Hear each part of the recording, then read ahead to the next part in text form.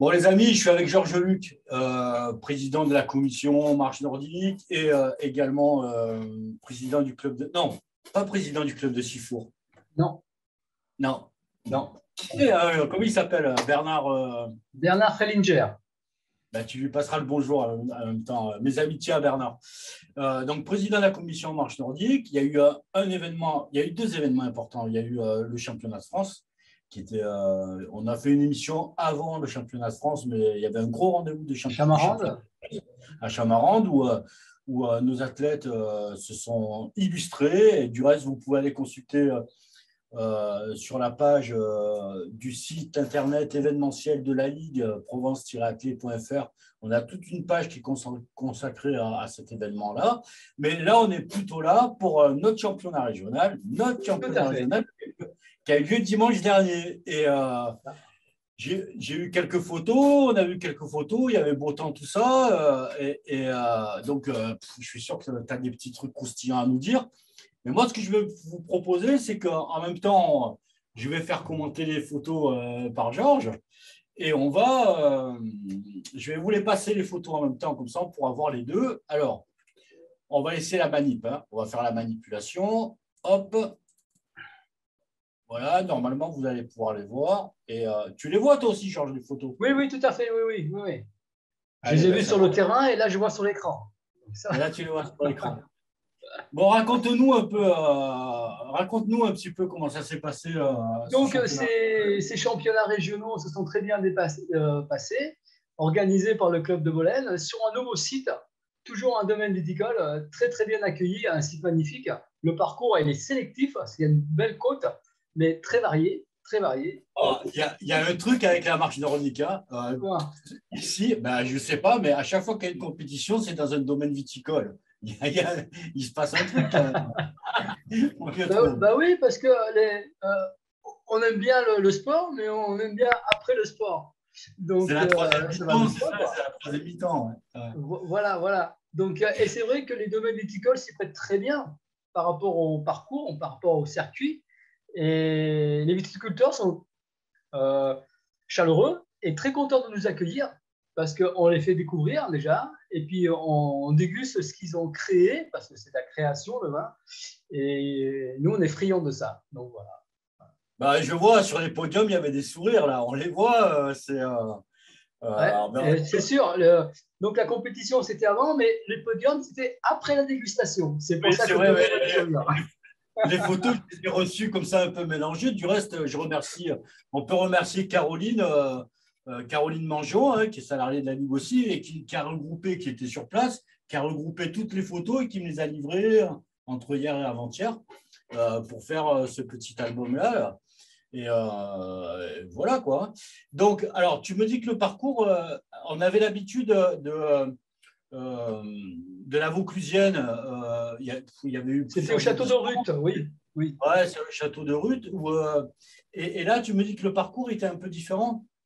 Il est un petit peu différent. Il est beaucoup plus varié qu'à Ruth, plus sélectif, mais avec des passages d'ombre, des sols souples, des sols un peu moins souples, mais trois boucles qui étaient vraiment, qui ont mis les athlètes un petit peu en difficulté vers la fin. Voilà. Faut dire aussi, c'était une épreuve du Marche Nordique Tour également. Oui, donc on était déjà Marche Nordique Tour avec un label national, championnat régional et championnat départemental. Donc tout était réuni pour une super belle journée. Bon, ben, on voit les podiums. Tu sais, qu'est-ce qu'on va faire? J'ai le tableau là de nos champions régionaux. Parce que oui, championnats régionaux. Donc, on a en M0 féminine, on a Leslie Lejeune, ouais. comme d'habitude, hein, qui s'est illustré au championnat de France. Et là, pareil, qui est notre championne régionale. On a en M1 féminin, on a Élise Souffre de l'ASCO Sainte-Marguerite. Leslie, elle est NWA. Hein. On a. Ah ouais, là, on voit le départ. Tu vois le départ? Oui, le départ. Départ des garçons. Ouais, c'est ça. Donc, un très beau départ sur une esplanade qui avait été fauchée et exprès pour la marche. Donc, ils ont fait un gros boulot de préparation de terrain sur une super largeur. Et là, vous voyez la longueur. Donc, je peux vous dire que c'est moi qui ai tracé le départ. Mais il n'y avait pas de vent ni rien, il y avait Il n'y un avait pas de super vent, il y temps. avait un super soleil, un peu frais le matin, donc c'était très bien. Et Ouais, comme il y avait des passages ombragés, les marchands n'ont pas trop souffert de la chaleur. d'accord. Voilà. Donc on continue. J'en étais à Élie Soufre, M1 féminin, SCO Sainte-Marguerite. On passe à Sabine Rollin, M2 féminine, SCO Sainte-Marguerite aussi. Bah, la SCO, ils sont revenus en haut du tableau là. Ouais. Sandrine Barniche, évidemment, toujours l'indétrônable M3 en NWA. Monique Arnoulet, je ne vois pas qui c'est, je ne la connais pas peut-être. En M4 à Olympique Cabriès-Calas. On a Françoise Guerre-Charlet en M5, Athlée Provence Club. Ça s'est renouvelé un peu, il y en a plein que je ne vois pas, je n'arrive pas à reconnaître là. On a France Minel en M6 féminine SCO. Ils font fort la SCO. Ah oui, oui, oui, ils reviennent bien, quoi, la SCO. Ils bien la SCO. On a Eliette Guénez, qu'on connaît bien en M7 l'USAM. De l'USAM Toulon. USAM Toulon, ouais. On a Agnès Cellier en M8 Athlée Provence Club. Ouais. On a évidemment Lénie Ré. Là, on passe au masculin, hein, en cadet masculin. Notre petit jeune qui nous fait sur les Oui, oui, le petit jeune qui, j'espère, qui va rester sur le circuit longtemps, quoi. c'est ça. Entente sportive Nord-Vaucluse. Mm. On a David, évidemment, nom de David, en NWA, Ouais. champion régional M0. On a Christophe Ré en M2 Vaucluse, entente Vaucluse. sportive Vaucluse. On a Deguel David en M3, pareil, entente sportive Nord-Vaucluse. On Ouais. a Marc Castellani, qu'on connaît bien aussi, Nordic WA. Walking NWA. On a Gérard Beaufil en M5, pareil, entente sportive Entente sportive Vaucluse. Nord-Vaucluse. On a Philippe, notre fidèle Philippe Rome en M6, Athlée Provence Club. Ouais. Simon Guy, USAM Toulon, personnage aussi. Toujours, Jean-Marie toujours présent, les c'est vétérans sont ça. toujours présents. Hein. Ils sont toujours là. Jean-Marie Bertrand, M9 en entente sportive Nord-Vaucluse. Et Ouais. après, quand tu regardes entre les cadets, les seniors et les M9, il n'y a pas énormément. Enfin, il y a des écarts. Il y a entre 1,26 et 1,53 par exemple. Ouais. Mais il y a une sacrée différence d'âge entre les deux. Parce qu'après, on va sur Grimaud, sur Florent Grimaud en senior, UAVH. Il faut signaler, c'était le seul senior. Hein. C'est un petit peu dommage qu'il n'est pas Ouais, plutôt jeune parce que nous avons un cadet et un senior. Donc, c'est ça. il faudrait bien que ces catégories-là montent un petit peu, quoi. C'est ça, ça serait C'est pas ce qui mal. nous manque aujourd'hui, c'est ça, quoi. C'est ça, qu'on fournisse un peu plus. Bon, écoute, Ouais, ça va ouais. venir, ça va venir. Et pour les équipes, alors on a évidemment NWA qui cartonne à chaque fois, Chaque fois. qui ont 5,40, qui ont 9 minutes quand même de mieux que un peu moins de 9 minutes de Ils ont fait un super score. Hein. Ils étaient nombreux. que Donc, l'entente sportive qui Nord-Vaucluse. vient en deux, oui. Et après, on À Clé a Provence. club et après on a la SCO. Mais c'est vrai que les NWA, ils sont performants. Ils ont, parce que pour prendre 9 minutes sur les équipes, c'est pas Oui. mal déjà. Ouais, c'est énorme, c'est énorme. Mais ces championnats régionaux, ça reflète bien les championnats de France. Hein, si tu regardes bien, les podiums, on les retrouve, c'est un peu le miroir des championnats de France. Donc, ils ne sont pas arrivés là par hasard. Donc, c'est un travail de longue haleine et ça prouve que les athlètes sont toujours au top le jour J. Et il faut féliciter la coach qui les encadre, entre guillemets, et parce qu'elle a su créer une motivation et puis en plus, la performance, elle est là. Quoi. Ouais, tu parles de Sandrine. Oui, Sandrine, bien sûr. Ouais, mais Sandrine, elle est à la fois, elle mène son club avec une grande convivialité, mais elle est axée sur la performance. Tu la vois, elle est super axée. Tout à fait. Disons que 80% de ses adhérents, ce sont des compétiteurs.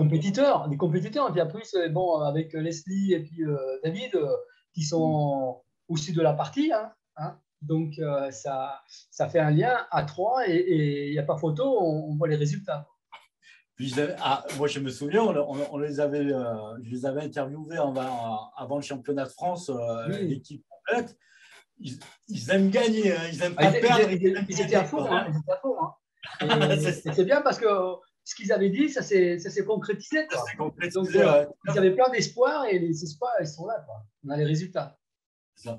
Et l'organisation, alors, comment c'était avec... Parfois, c'est pas simple quand on change de lieu, on perd. Oui, c'était un peu compliqué. Il faut dire que c'est un peu compliqué parce que c'est un nouveau domaine. Bon, les gens de Bolène savent très, très bien organiser ce genre de compétition. Ils ont eu des petits bémols, c'est que le samedi matin, et voire jusqu'au samedi après-midi, il y avait une compétition de vélo, de VTT, sur le site. Ah, ouais. Donc, tout n'a pas pu être fait le samedi. Donc, il y avait beaucoup de travail à faire le samedi, fin d'après-midi et le dimanche matin. Mais les chefs d'orchestre qui étaient Béatrice et Olivier Bétard connaissaient leur sujet par cœur. Ils avaient des bénévoles qui étaient vraiment motivés et on a pu finir parce que j'ai quand même mis la main à la pâte, comme d'habitude, mais on a pu finir pour le dimanche matin. On a donné le premier départ à 9h30 et tout était en place. Tout était en place et il n'y a pas eu le grain de sable qui vient dans le rouage. Il n'y a pas eu lieu. Donc, c'était très bien. J'allais te dire qui tu vas remercier, là, qui tu remercies. C'est toujours la question piège parce qu'au bout du compte, on en oublie toujours. Donc, non, moi, ce que je vais remercier, ce sont les athlètes qui étaient présents. Tous les athlètes auraient été présents aussi bien de notre ligue que de ligue extérieure. Il y avait l'Occitanie, il y avait Rhône-Alpes. Donc, comme c'était une MMT avec un label national, ça a attiré beaucoup de monde de l'extérieur parce qu'ils sont en demande d'organisation et d'organisation de ce niveau-là.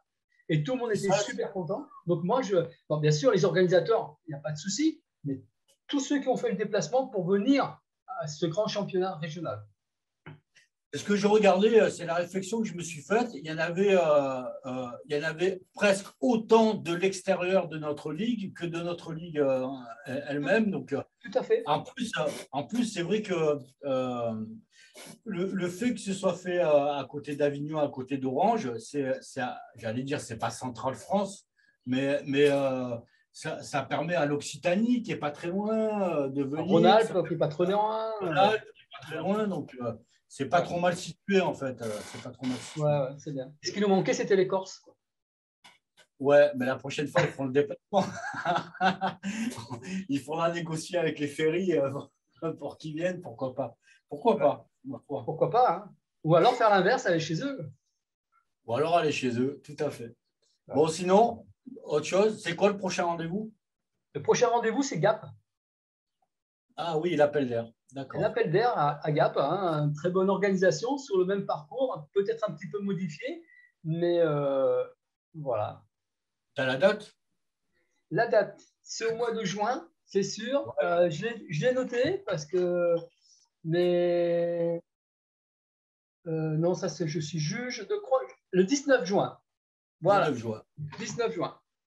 Parce que nos organisations, les organisations extérieures où je suis présent, c'est un peu compliqué, quoi. Hein. C'est ça. Alors, bientôt, il y a la tienne. Alors là, on change rapidement de sujet. Juste une petite parenthèse.